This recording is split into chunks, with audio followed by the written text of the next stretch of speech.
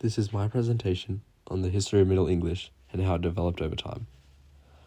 I'll be explaining how major social and political events, important people, and influences from other languages shaped the way English was spoken and written during 1150 to 1500. By the end of this period, English had gone from being considered a low-status language to becoming the main language of the nation. This transformation was a result of incursions, cultural change, and even disasters that impacted society. The Norman conquest of 1066 is often regarded to as one of the most significant turning points in history.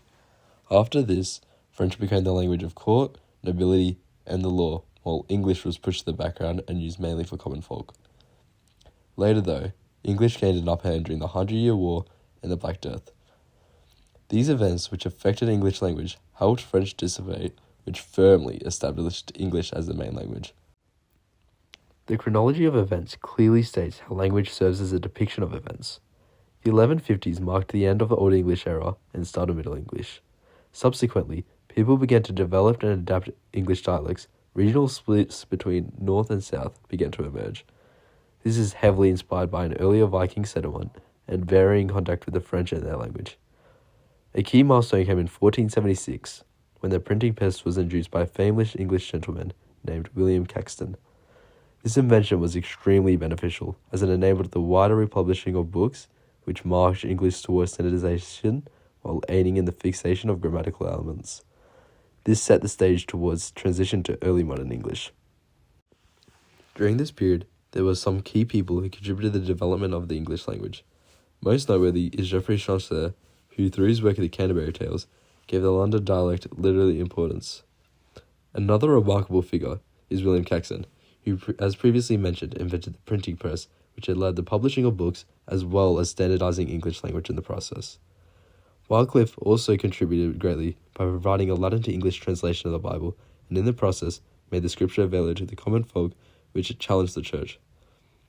These individuals contributed a lot towards the English language and made it a respected language in literature, religion, and society. Middle English was also shaped by the languages it came in contact with. French contributed enormous amounts of vocabulary in the areas of law, politics, and even high culture. Latin was still used in religion and scholarship, adding specialized vocabulary in education, medicine, and even the church. The earlier Norse influence was also thick, especially in northern areas, with the common English words like sky, egg, and they being a result of which. The outcome was a crossbreed language with multiple identical words and lots of different registers, which made English language very flexible and very rich. Attitude towards the English language evolved during this period. English used to be considered a peasant's language and was looked down upon, while the French language was far more superior. As political situations arose, such as the ongoing 100 Years' War, there was a shift in perspective, with English serving as an identifier of the national pride. People began to embrace English, and it gained prominence. English was adopted in legal and political parlance, as well as in literature. Middle English was epitomized with Chaucer's The Canterbury Tales. The plural form of knights depicts an old plural ending, while knight was pronounced as a k sound plus a rasping k sound, resulting in an English version that was spoken back in the day. Vocabulary also reflects the changes, such as Gentile meaning noble instead of polite, and swish meaning slush. Old English morphology was obsolete and still contemporary in essence.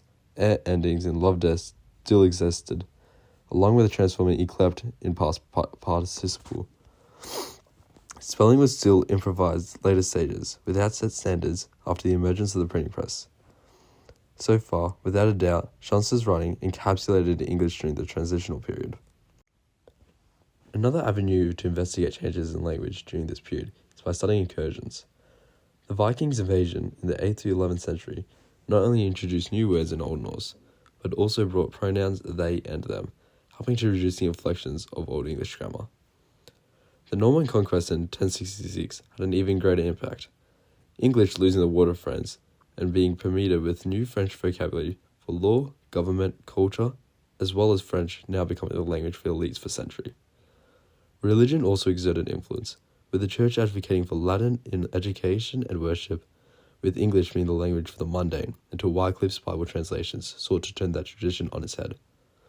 The plague, particularly the Black Death, in the mid-14th century, redefined societal structures, elevating the status of common people and increasing the use of English in formal situations.